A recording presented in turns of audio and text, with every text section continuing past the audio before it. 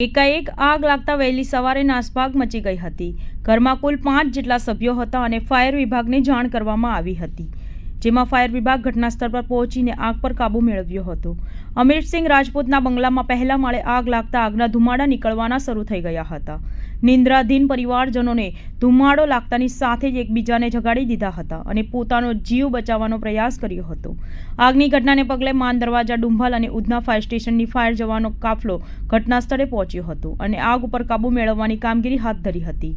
Fire officer Jignesh ટંડેલે કહ્યું કે ઘરના પહેલા માળે પૂજા માટે અલાયદો રૂમ બનાવવામાં આવ્યો છે, જ્યાં મંદિરની બાજુમાં જ ઇલેક્ટ્રિક બોર્ડ પણ ઊભું હતું। સંભવત શોર્ટ સર્કિટ થવાને પગલે મંદિરમાં આગ લાગી હતી। લાકડાનું મંદિર હોવાને કારણે આગ વિકરણની બની હતી, જેને કારણે ધુમાડો વધારે પ્રસરી ગયો હતો। જો કે પરિવારના તમામ સભ્યો સમય સૂચકતા વાપરીને સુરક્ષિત ઘરની બહાર નીકળી ગયા હતા।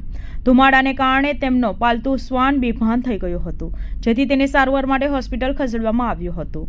અડધો કલાકના સમય દરમિયાન આગ ઉપર કાબૂ મેળવી લેવામાં આવ્યું હતું અને સંપૂર્ણ પરિસ્થિતિને નિયંત્રણમાં કરી લેવામાં આવી હતી।